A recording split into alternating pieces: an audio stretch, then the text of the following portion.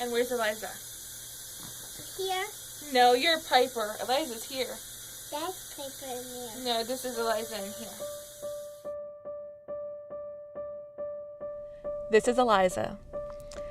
These are the only family photos we have of all of us together, because Eliza has spent her entire life in the hospital. Before she was born, we knew that she would spend several weeks in the NICU because of a kidney issue. She was born via C-section at 34 weeks. I heard her cry for a moment, and then nothing.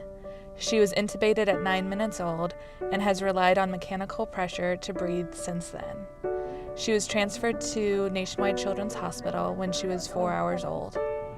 We learned that her lungs were in worse shape than we expected. This is what her lungs look like at birth. Lungs should show as black on an x-ray. The white shows that she had no air inflating them. The doctors believe that her lungs stopped developing when she lost amniotic fluid due to the kidney obstruction, and that they eventually collapsed before we discovered the issue. The 6-week stay we had expected has turned into 40 weeks and counting. Eliza is now a NICU grad and is one step closer to coming home. She has several different lung conditions which require her to have continual positive pressure to keep her lungs and airways open.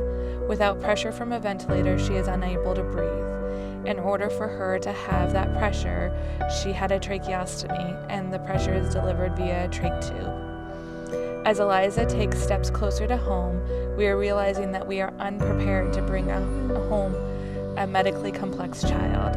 We need to get a van, and we may need to move. Eliza will require 24-hour care, meaning that someone who is able to handle her medical needs is with her and awake at all times. We will be approved for private duty nursing to assist us in that. Eliza will have quite a lot of equipment.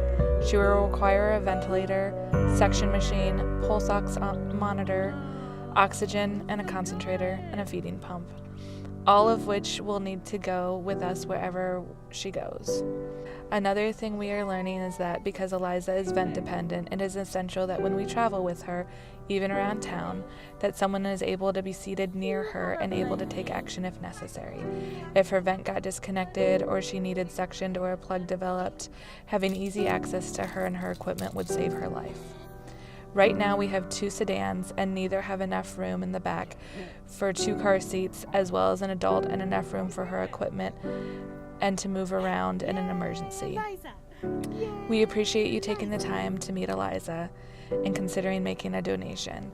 With your help, we will be able to bring Eliza home safely and finally have our family together. What is that? What is that?